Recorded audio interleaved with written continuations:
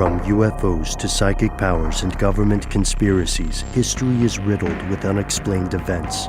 You can turn back now or learn the stuff they don't want you to know. A production of iHeartRadio.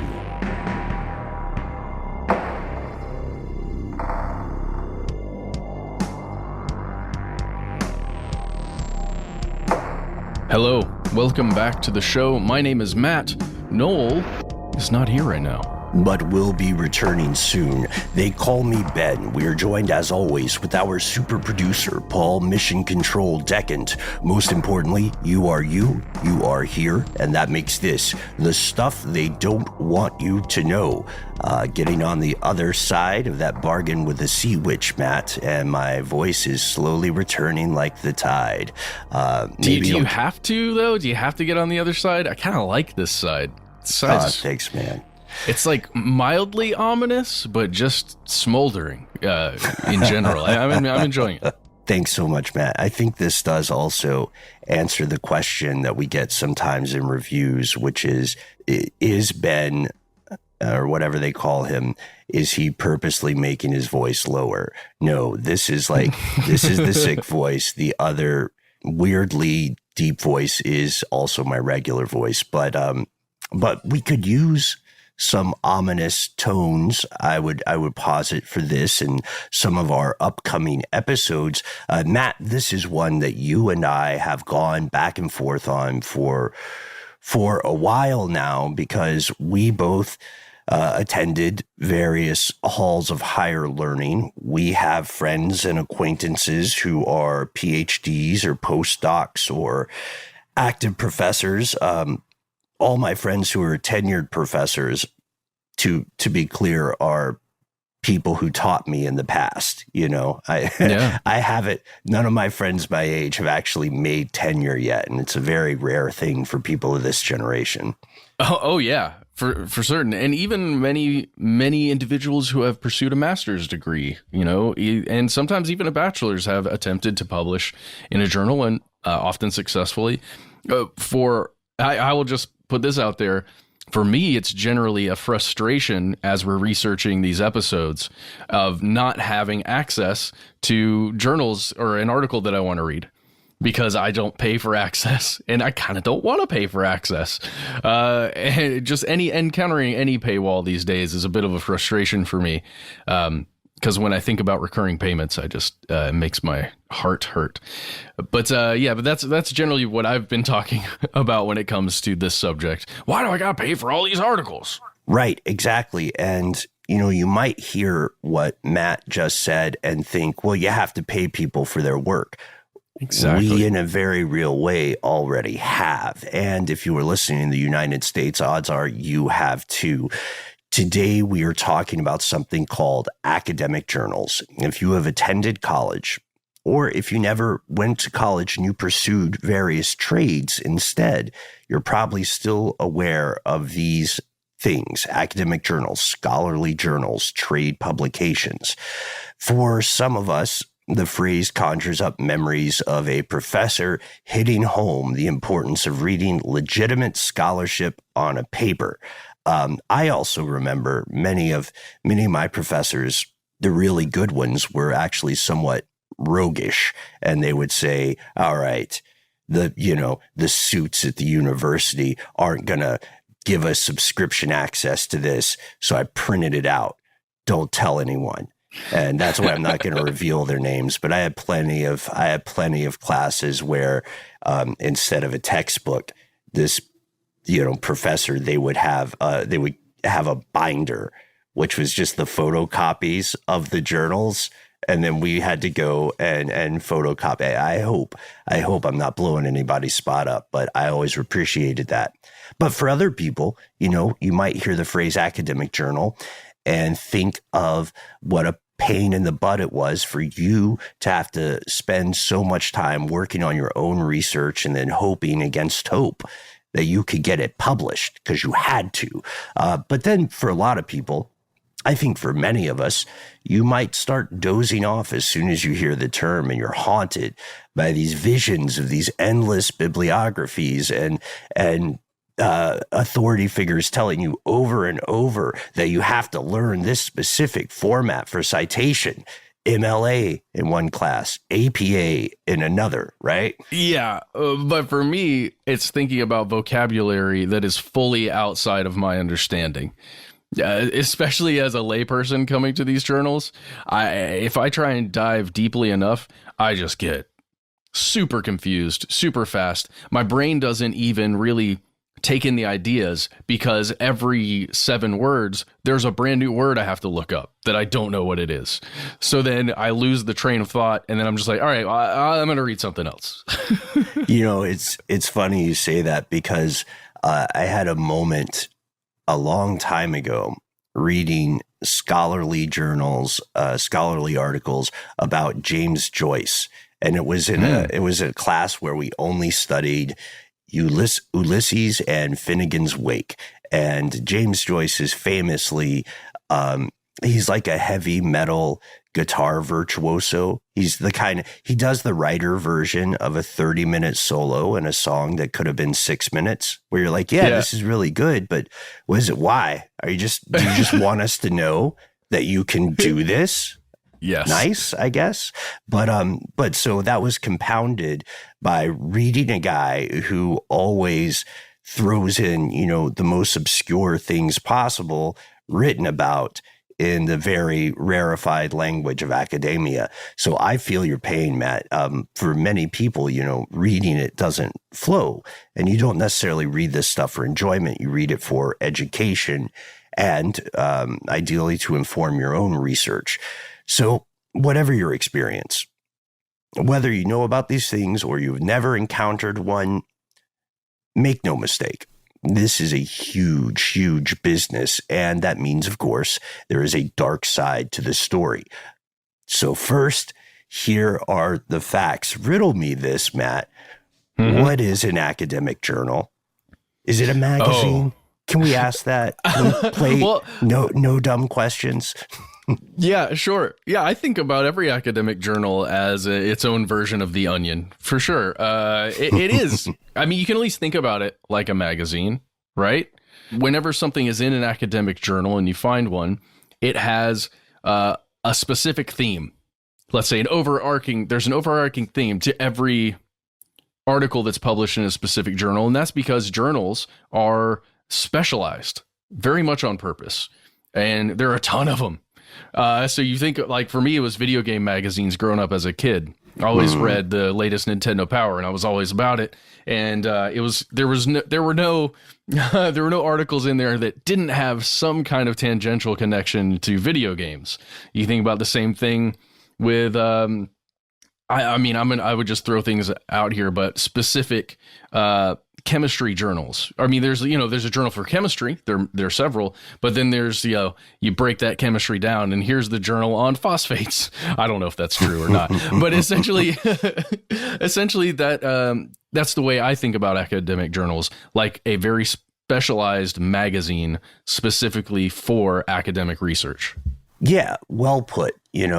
They, like any other magazine, they publish at regular intervals, often, maybe an annual edition or maybe quarterly, meaning 4 times a year. They're relevant to a specific audience, and the audience often pays a subscription fee, like a lot of people did for Nintendo Power back in the day. But you can also buy specific issues, or now in the world of online reading, you can buy access to specific articles or stories a la carte. So I don't want all 4 issues of epistemological aerodynamics or whatever. I just want the one story. However, one important difference that I think we're both getting toward here is that these journals have higher standards in theory than a lot of commonplace periodicals. They're not meant to be for everyone. It would be weird if they were. They focus on the scholarship relating to particular academic disciplines. And like you said, Matt, they can be cartoonishly specific. We looked up a bunch of academic journal titles because they get really fun. We're talking about things like the International Journal of Dairy Technology, the IEEE Transactions on Advanced Packaging, or, of course, the International Journal of Control, which I have to say was probably a bit of a disappointment for both of us. Yeah, I really thought it was going to be just about that one video game, which is one of my favorites, but it's not. Me too. Thanks for turning me on to that. Alan Wake 2 is coming out, by the way, so there's that. Oh my god. But yes, Ben, the International Journal of Control focuses on things like delay systems, adaptive controls, aircraft and aerospace controls, social systems, robotics and UAV. Wait, social systems? Mm-hmm. Controlling social systems. Oh God, what? Oh, what yeah. have we stumbled upon? We've stumbled upon some worthwhile reading, I think. Oh yeah, I think so. Oh, you know what we almost forgot here, Ben? The journal known only as Pain.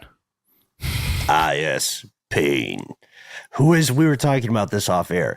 Who started a journal and said, "We are going to call it simply Pain"? All pain, all encompassing pain, always and forever. I know. And this is a real thing. And the name is just Pain. Pain. So there's another thing, right? So these are very specific. They're for a specific audience.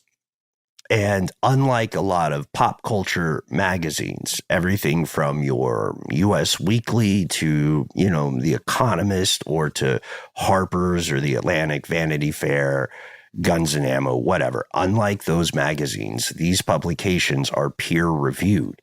And that means that, again, in theory, every article you read there has been evaluated by other experts in a given field.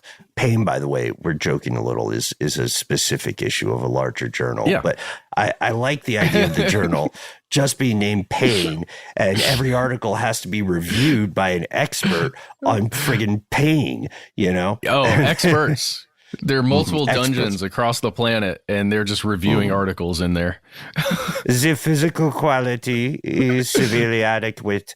However, there needs to be more expression of the emotional pain, the existential pain. The sound of a cat of nine tails. But yeah, God! there are. Okay. Very well. But yeah, there are these experts. And they're often volunteers, which is going to be important to this story. So if you had a journal on astrophysics, for example, this wouldn't just willy-nilly publish some random dude's opinions on magnets and space travel that he came up with while housing some ayahuasca on a spirit journey. Unless there were other established scientists who looked at the methodology and said, okay, this is legit. Before we dive into the conspiracies here, and there are some very dangerous ones, it is crucial for us to note these journals overall are a good thing, a capital G, capital T, good thing. Yeah, because of what you just described, Ben. We want experts to look at other experts' work and say, yes, this checks out. We don't want to just have a bunch of, like you said, individuals putting out information that may not be verifiable or correct. We don't want that. That's chaos. Especially if there are specific fields of science and research that we want to continue forward built upon the work of previous people, right? That's kind of what science is. We come to a consensus understanding at any given point, and then we build upon that consensus. And we have to decide whether or not that next building block is real enough to support the weight of the next one, right? I mean, it makes total sense. This is a great thing on paper. Oh. On paper for now. Also, let me air a quick correction because I was diving through notes about pain here. It is the Journal of Pain. That's what I should have said. It's its own thing. It's all aspects of pain. I'm going to let it go, but it is legit. In 2021, the Journal of Pain, simply known by its street name Pain, ranked 5th in the anesthesiology category of journals. So for a minute, I thought it was the official Up and Vanished academic journal, right? I was thinking of that joke too. Yeah. Shout out. Saw Payne earlier. He's doing well. Yeah, I don't know about that journal. I'll have to ask him. These things also, like you said, they create these building blocks. They create conversation and discourse. And there's no question about it. Successfully appearing in a prestigious journal, whether you're an author of a paper or just an author cited by a paper that gets published, both of those are very, very good for a scholar's career. In fact, they are necessary. And at this point, well, we'll tell you what we mean by that in a second, but at this point, it's important to note, not all journals are created equally. Just like universities, some are considered more prestigious than others. Now, is this kind of hierarchy fair? I would argue it has a lot of problems because I disrespect hierarchies in general. I think they're bad for people and society, but it's a real thing. Some things are considered superior to others. Like you would have a hard time convincing someone that a degree from DeVry is as prestigious as a degree from an Ivy League school like Yale or Harvard. So this is a thing you need to know when you're thinking about academic journals and the conspiracies we're about to get into. And this is such a thing that it is not a rule of thumb. Not in this world. It is not a general vibe people get.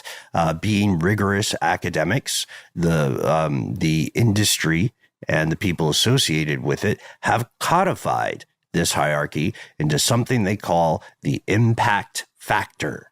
Yeah, it sounds a lot like marketing mumbo jumbo to me. Sometimes there's just like specific names that are come up with by marketing professionals, people who are in public relations who understand these things and they attach metrics to them.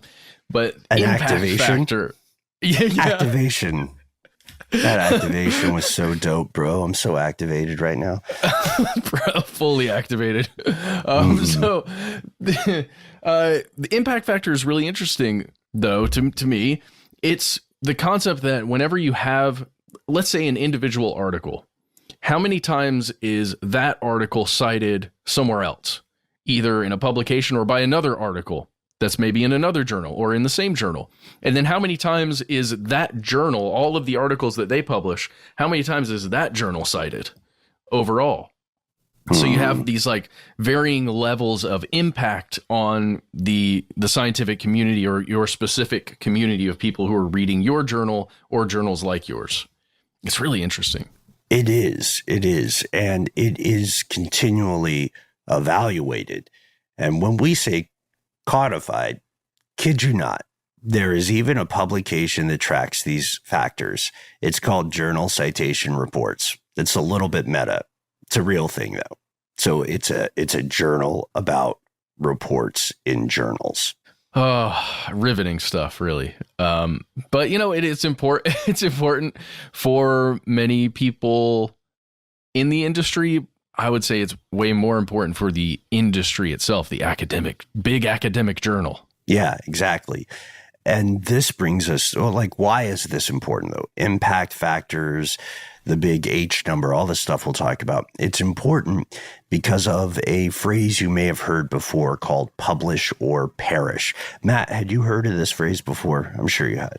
Oh, yeah. If you are receiving money, let's say a grant of some sort from some place, probably a government, that's money that you're receiving to perform research, to do whatever it is you're doing, your experiments. If you don't then publish that work somewhere so somebody can read about it, there's going to be somebody come knocking and saying, so what'd you do with all that money that we gave you? So what is it we pay you for again? Yeah. Yeah. And that's something people don't want to hear. It's tremendous. It refers to that tremendous pressure you're describing, Matt, to publish work as often as possible, preferably in the most impactful journals possible. And this can make or break your reputation and the prospects for your future career. academia can be quite competitive. That's something that might surprise people on the outside, but sometimes you'll see scholars get a little bit Highlander about this stuff, because when it comes to tenure track positions, there can be only one pretty often, right? And it's brutal, and it might be bad for research, you know? This is in a shower epiphany I had this morning, but I was thinking back to discussions of the NBA. I was watching that HBO series on Magic Johnson, and just thinking about tenured positions at prestigious universities and colleges, right? And I imagined it like NBA players, where there's a ton of people out there who would make great tenured professors, but there are only so many slots open. So you know, just trying to be in that field and like compete at that level, and the same as the NBA, you either have to stand out or you have to be so good at what you do that you get noticed, basically, in my mind. Right. And I like that. Just a soft note here. I like that you and I both go back and forth between prestigious and prestigious, because I do this too. I still don't, I still, I don't know. I just go with the vibe of them. God, I love this language, this ridiculous English language. I've watched too much British television sometimes, and then I confuse myself. Like, how should I pronounce that word? Prestigious, prestigious, whatever. We'll just go with it. Yeah, we get we get correspondence sometimes where people ask me about saying rather versus rather, or either versus either. And you know what, folks, we just go back and forth because because look, the English language is such a weird agglomeration of piracy and freestyling. I think, you know, like, why is K a letter? To be honest, why do we need that one? Anyway, so tenure professor, why is this a big deal? Well, if you are given tenure at an institution, it does kind of make you a rock star. Like you said, Matt, there are only so many slots. It depends on the institution and the department, but it makes it very, very difficult for you to be fired. It is a form of job security. It is still possible to be fired, but the circumstances have to be pretty extraordinary. And if you want a tenure track position, then you want to be seen as a rock star. You want to be cited pretty often. You want to be published pretty often. And so, as counterintuitive as it may sound to an outsider definition of what makes a good professor, the idea that you'll hear a lot of people say is, if you spend all your time teaching undergraduates or teaching folks instead of researching and publishing, then you are hurting your career prospects, which is kind of weird, right? From an outside perspective, but we'll show you how the business works. As you can already tell, these journals are vital to the furthering of scientific knowledge. They're vital to the furthering of individual careers and institutional reputations. And as a result of these factors, they are a big, big business. According to critics, they're also a hotbed of corruption, nepotism, and oh yeah, conspiracy. We'll tell you what we're talking about after a word from our sponsors.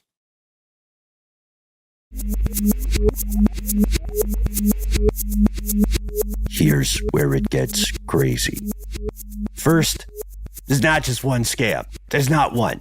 We're doing a but wait, there's more infomercial about how crooked this stuff is. Okay, first, let's talk about the really easy one. We said not all of these journals are created equal.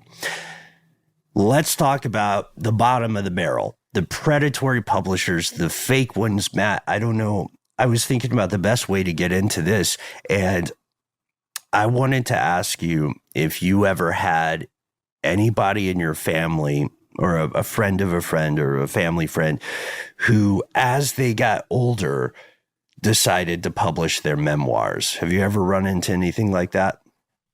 Oh, that's weird. I honestly haven't. I haven't run into anybody who's decided to publish a memoir. Wow. Right on. Well, thinking about the company I keep now. I need more memoirs in my social circle. Hey, man, you've got some war stories. I bet you could write some memoirs. Woo!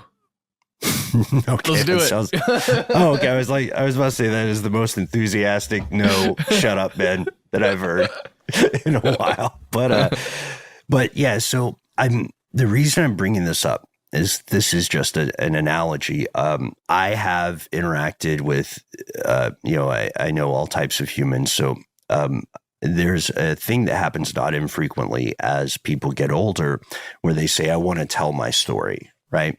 And a lot of times people, especially, not to be ageist, but older people will look for a way to publish their story.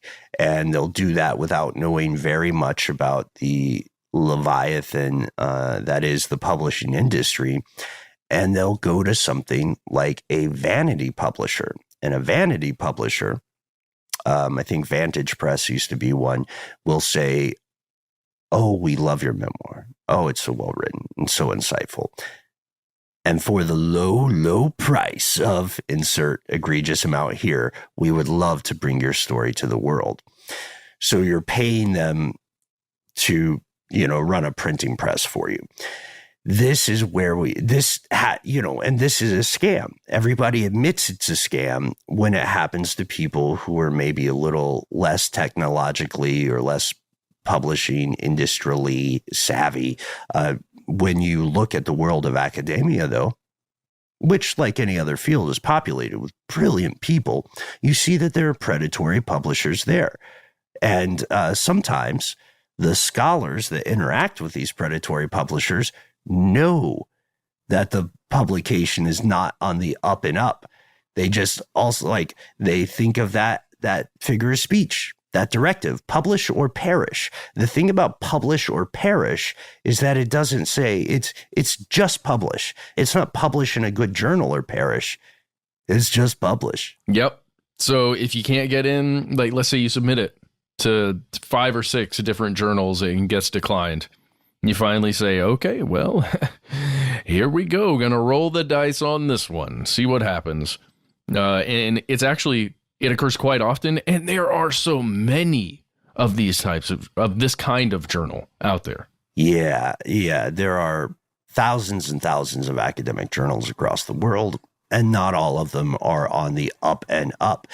If you want to get some kind of publication, you just need some over the finish line, then your standards start to get a little lower and lower. You start to maybe compromise. That's understandable. And I want to give a special shout out to a guy named Dr. Andrew Stapleton over on YouTube. He has a great video on this. He has a great series of videos. He's a charming presenter. He's a very, very smart cat.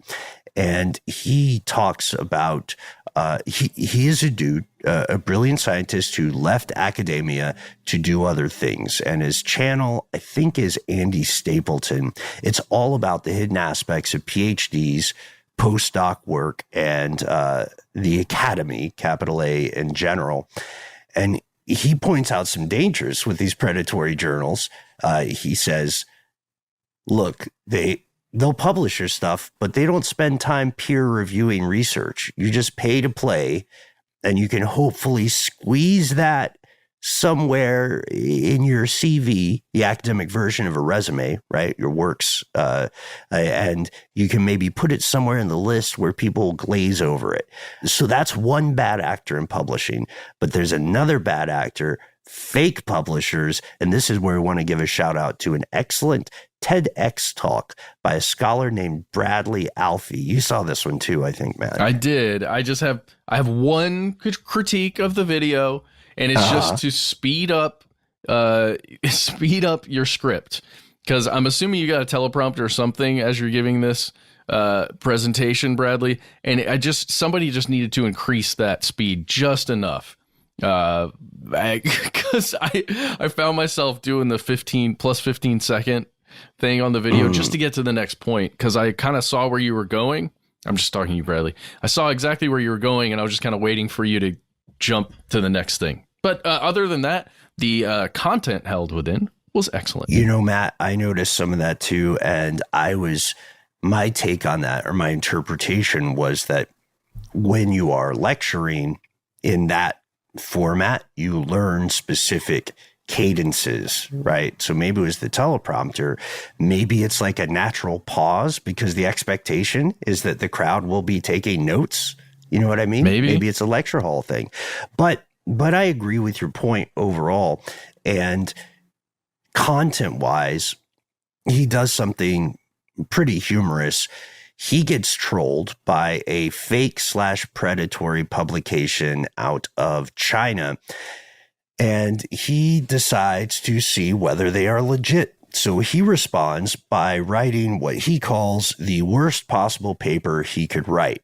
And this paper, which is full to the brim of scientific jargon and totally made up graphs that, as he said, look like science but are not science. He pretends to argue that people should be teaching school children to make and sell drugs, methamphetamine, based on the television show Breaking Bad. And he goes through, it's a long video, he goes through specific examples of things he says in the paper that make no sense and are onion level hilarious. And later, the publisher greenlights his submission, which is worth a chuckle if you want to watch it. He does go on. It should be noted his citations were fake, or at least many of his citations were not real. Yeah, he said couldn't something even like follow 40 to 44 citations, all malarkey. And then this takes him, there's a turn in this where he describes the danger of these kinds of publications, because he says, look, publications like this are platforming utter bullshit about things like 5G and COVID.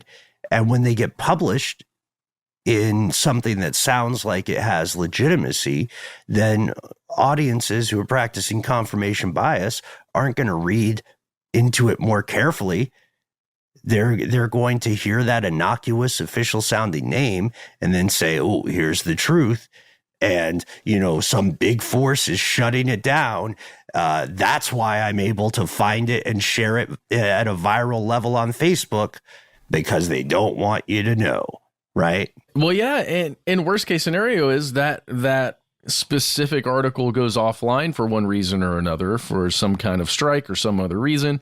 And now that it's gone, the narrative can become someone has removed it purposefully because they don't want you to know the truth. When in reality, it's just a pile of BS. And now there's a large swath of people who fully believe it, and now even believe in a conspiracy surrounding it. Right.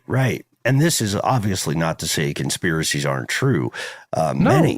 Many are far more true than it's comforting to think. But in this case, those kind of publications might get taken down for corruption. They might get taken down for financial crimes because they are, criminal institutions. So it's kind of like maybe a off the cuff comparison would be to say, what if you knew someone who stole cars? They stole cars, they ran a chop shop, and in addition to running a chop shop, they also believed that Earth was flat. Those were their two things: stealing cars and telling people Earth was flat. And then one day they get arrested because they got caught stealing cars, and their chop shop was found. They had, they were scraping VIN numbers. They were breaking things down for the catalytic converters, other components. You know how the game goes, I assume. And then their friends started saying, well, okay, he wasn't the perfect guy, but he got arrested. Why do you think that was? Is it because he knew the truth about flat Earth? Yeah, and he had the audacity to tell others about it. Yeah, he's speaking truth to power in between stealing Honda Civics. You know what I mean? Don't steal Honda Civics. They're one of the most common cars. I know. To be stolen. Just don't. Just don't. Steal better cars.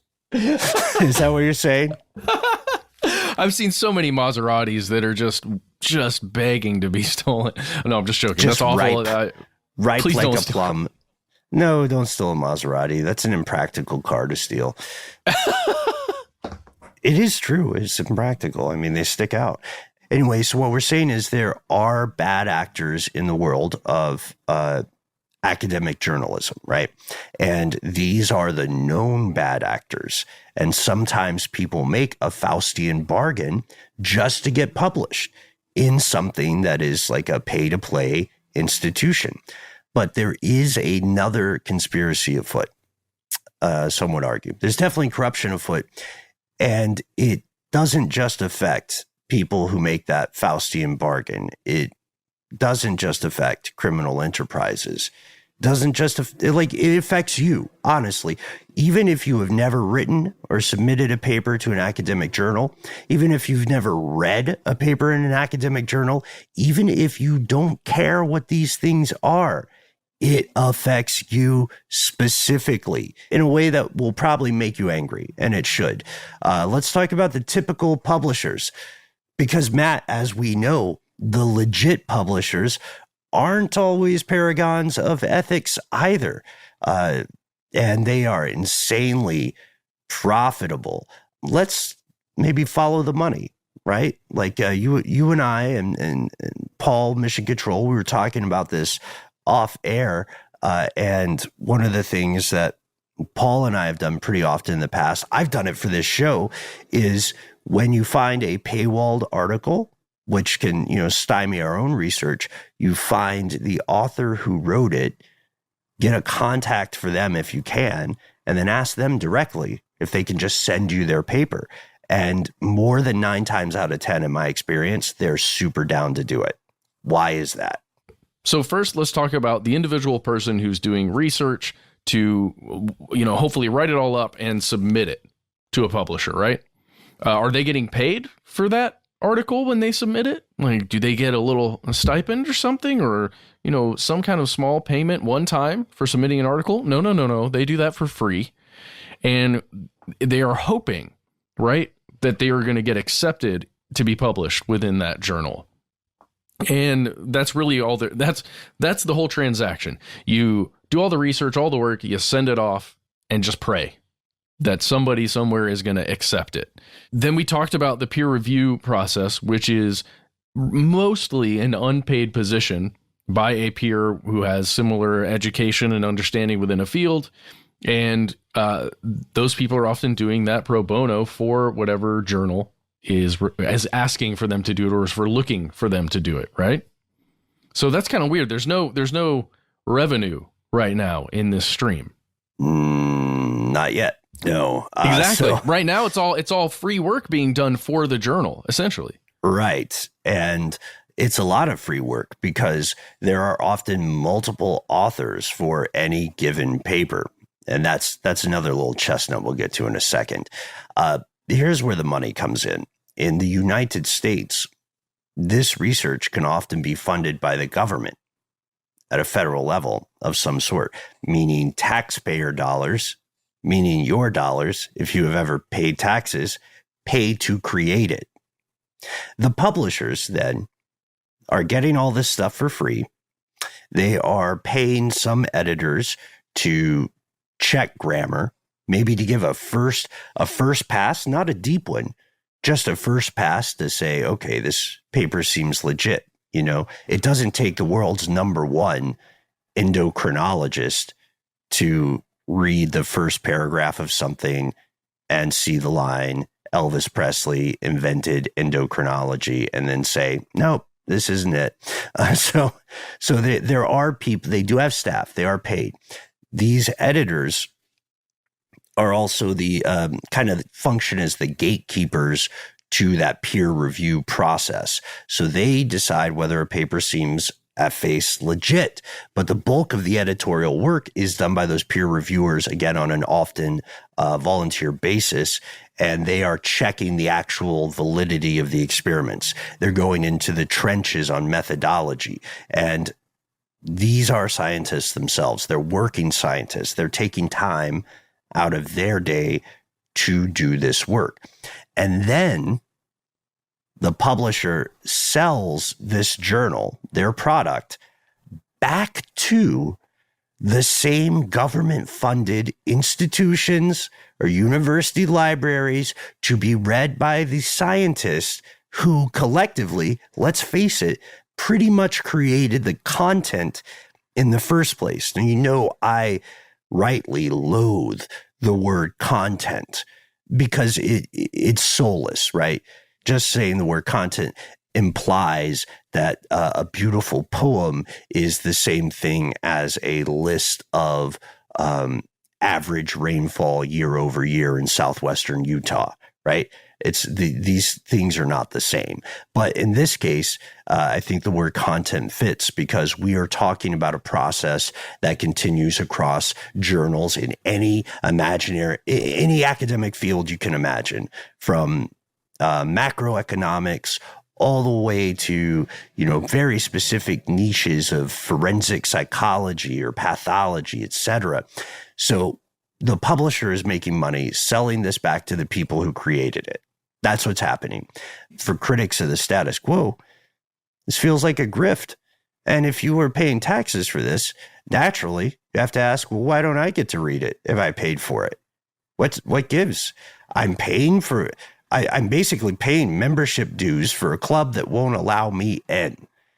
And I can pay again in the form of article access or in the form of a subscription. And this doesn't just apply to civilians, non-academics. Academics have to do this too. Academics have to pay for like the work of their own colleagues. And even like, I don't know, it's baffling.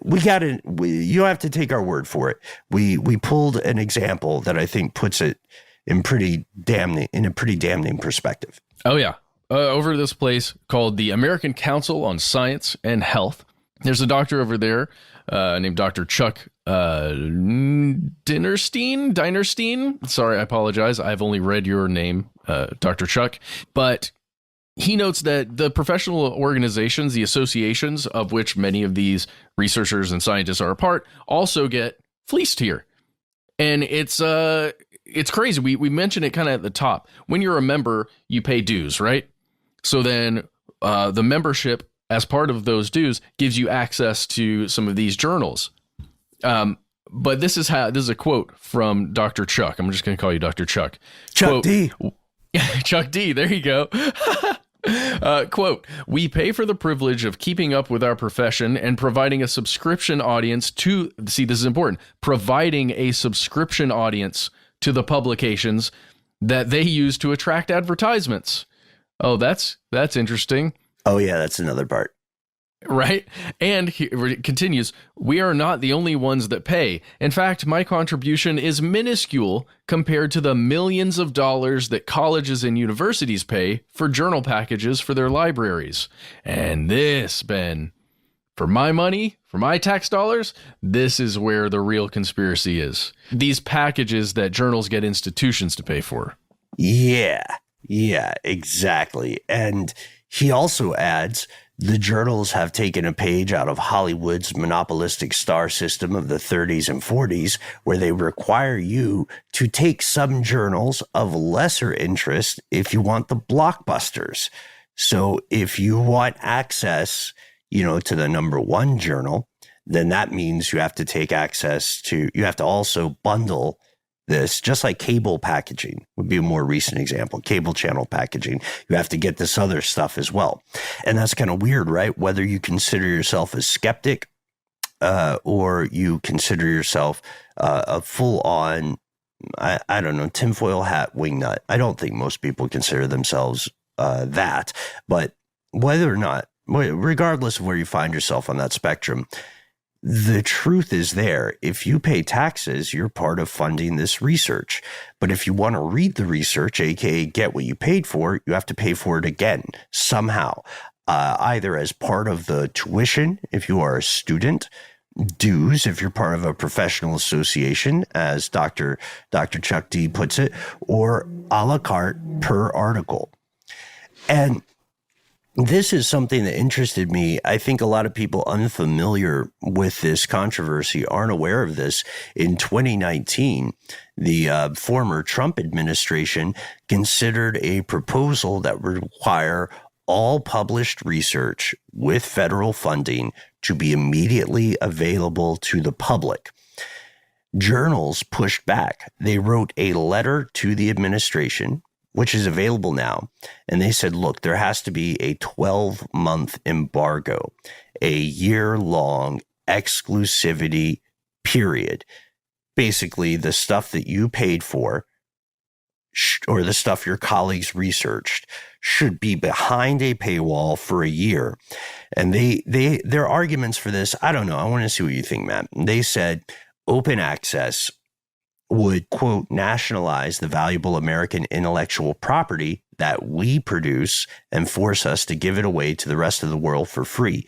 Interesting use of we there. Do we produce it, journals? Do we really? Well, I mean, that is weird. Do they consider it IP? Like, do journals consider each individual article their own intellectual property when they publish it? They say that the articles are the property of the journals that own the copyright, not of the authors, not of the funding agencies, and not the taxpayers who paid for it in the first place. So wait a second. Yeah. So we published it. It's ours. Yeah. But the journals are getting the research for free, the article. They're not paying people to peer review it. Then they're publishing it. So they don't have to pay for a dang thing. But then they're charging for, like, they're still arguing that they need a year's time to monetize that thing that they now own the copyright because they put it into a PDF form. Yeah. Look, they're making a killing. The largest of these publishing groups makes about a 36% profit margin every year as of 2019. And that is a margin that many other industries will literally murder someone for. So it's no surprise that they searched for, good rationalizations in their perspective to keep making this hand over fist money at multiple levels. And, the question is, how could this process be improved? Another question I would posit is this current model, is it actually helping spread scientific innovation, or is it stymieing that innovation? Right? There are a lot of poor scientists, brilliant people who would depend upon an institution, maybe a cash-strapped institution, to get access to the current research. If you are a working scientist and you are working a year behind, you are in trouble. You know what I mean? So this seems like a bad faith argument. I'm willing to be wrong about it, but it's hard to look at those kind of profit margins and then look at that letter to the administration and think that they're sincerely arguing for a greater good, unless that greater good is Q4 profits. Thank you for that depressing sentiment, Ben, because I think you're right. What do you say? Because there's one last thing we need to get into, or actually there are two last things we need to get into before we finish this story. Let's go ahead and take a break right now. We'll come right back and we'll just dig more into the corruption. Here we go.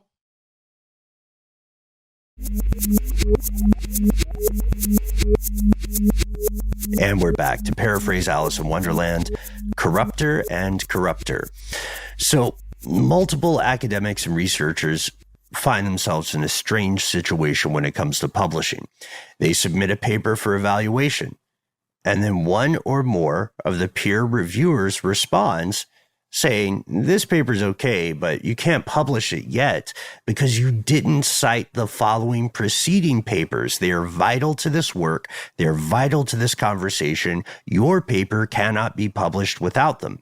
And the kicker, the Christopher Guest, M. Night Shyamalan, plot wrinkle of all this. Sometimes, folks, those needed citations are papers written by the same person who said you have to put them in your work. Yeah. I'm just giving you a quick story. I experienced that exact thing. What?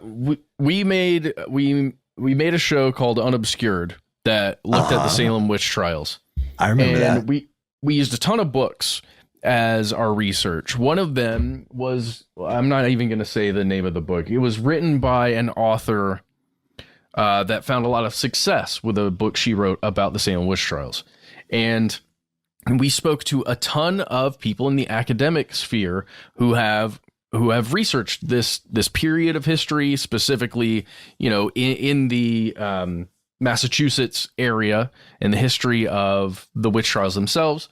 And to a person almost in the academic sphere, they did not like the work of this popular author.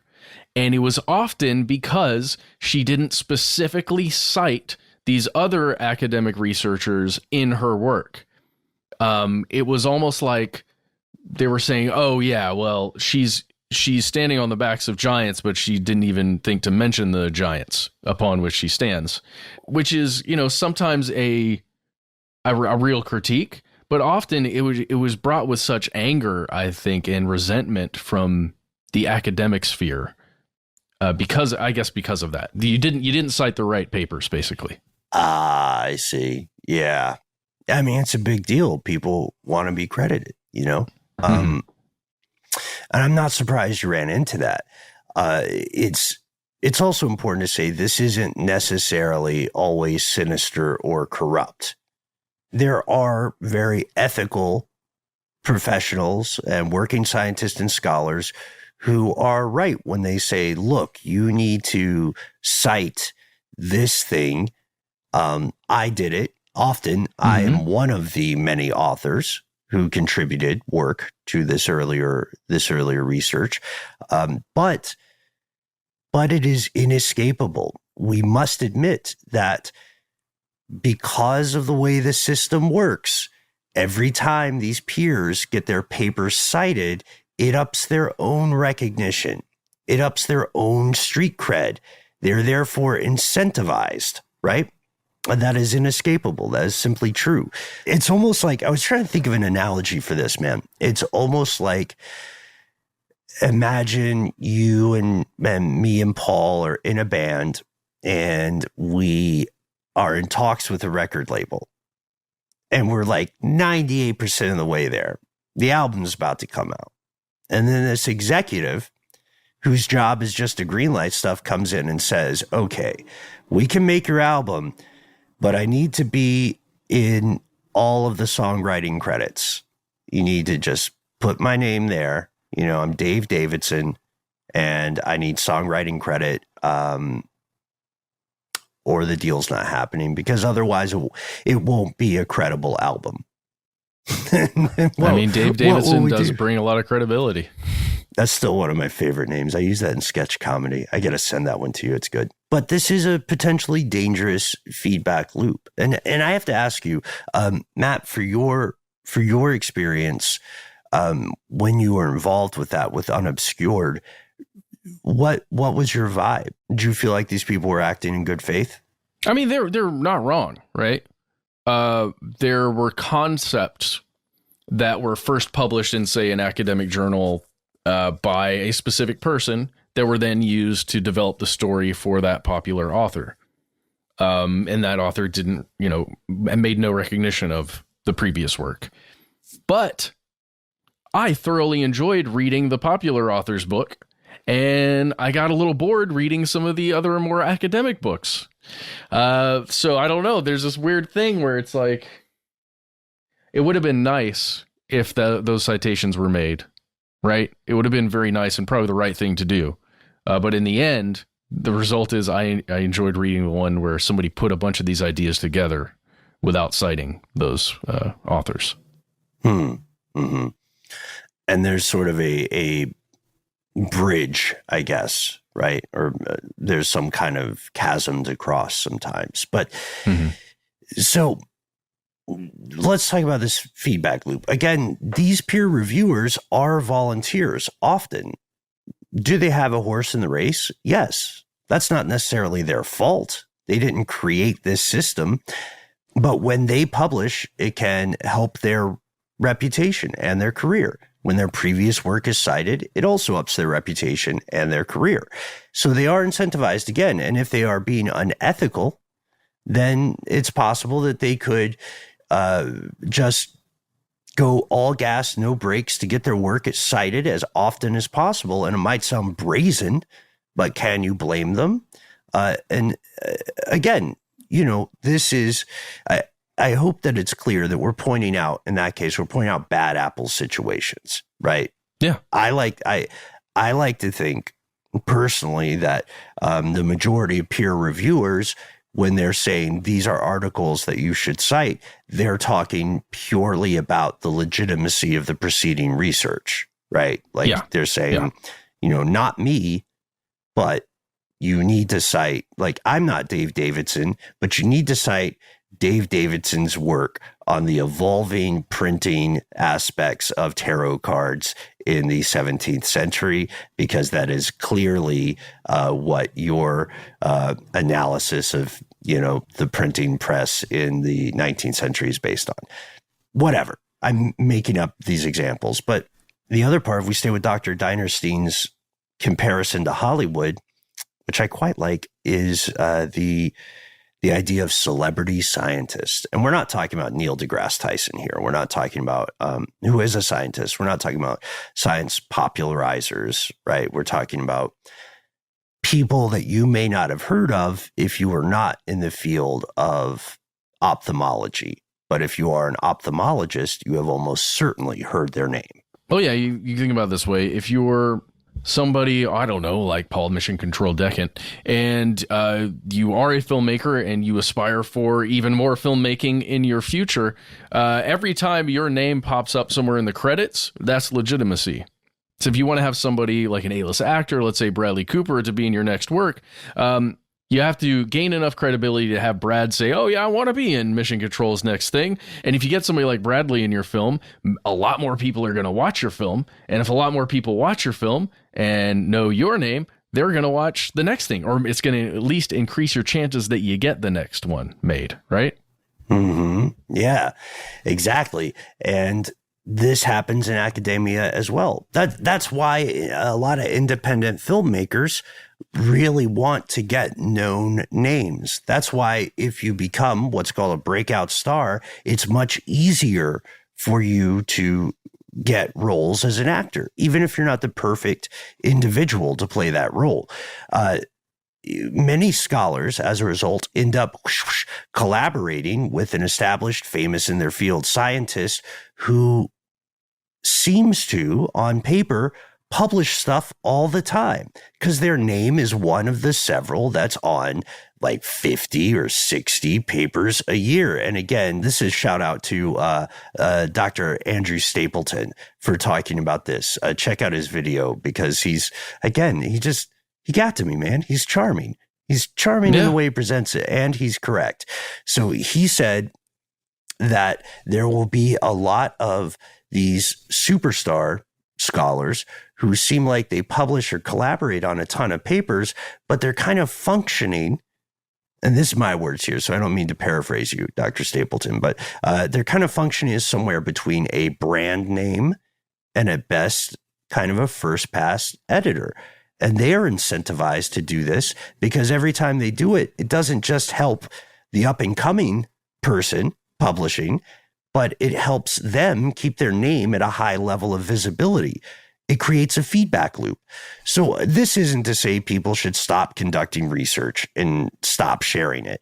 Instead, it's important to be realistic and transparent about the problems in this industry. And there are a lot of problems in this industry. Corruption and conspiracy, there have been reported by multitudes of credible scholars and scientists across multiple fields of study. Initiatives like that push for open access continue today, as does another related movement to make these journals fully digital. But let's be honest, with all the other problems besetting current civilization, some of which are existential, this one doesn't often get reported to the public at large. No, not at all. I want to make one more citation here, Ben. It's a charming video made by a fellow named Zachary Foster. It's called "The Academic Publishing Industry is Dying." You found this video, Ben. And that's right, yeah. It just makes a great point. And again, charming fellow, Zach. Nice work. It makes a point that these subscription models that we mentioned at the top here, that academic institutions pay to have access to these academic journals, are often exorbitant, like millions of dollars a year, right, to give every student in your, at let's say at the University of California, you'd pay $1.5 million up to $5 million a year to have give all your students access to certain academic journals through a publisher. And they just realized this is kind of crazy. This is way too much money for this. Now that there's an a la carte system that we also mentioned, why don't we just get rid of that subscription that we pay for? And anytime a student or a professor needs access to an article, they will just get access and we'll pay for it at that point, right? The point of sale. And they saved, according to Zach in the research, there's stuff out of Berkeley News that he's citing. They saved 97% of the academic journal costs by going that route rather than just paying a bulk subscription cost. I'm really glad you mentioned this one because I felt like I knew this was going to go long and I felt like we didn't have time to dive into that. Like the question of whether it's dying is a related question. But yeah, 100% agree. And I looked into some of the stuff that is being referenced there, and it's legit. These are very, very intelligent people, and they are not making this stuff up.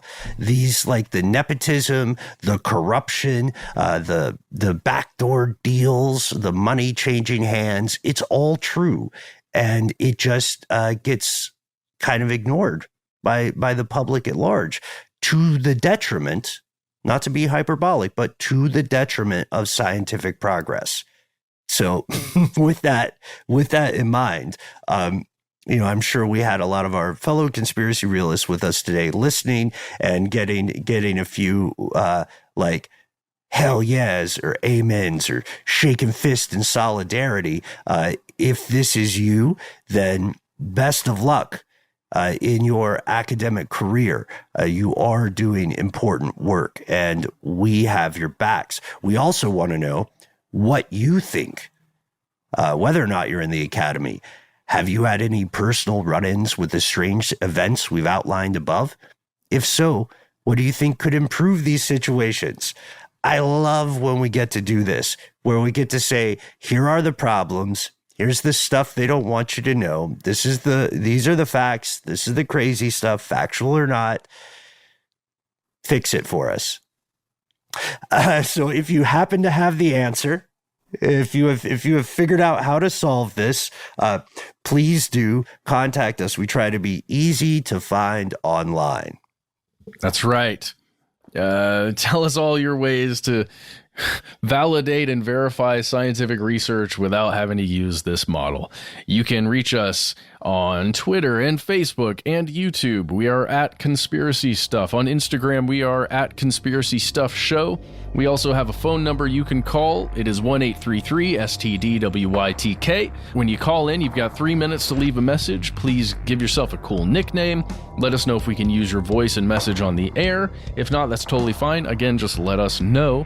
If you've got more to say than can fit in that 3-minute voicemail message, why not instead send us a good old-fashioned email? We are conspiracy@iHeartRadio.com.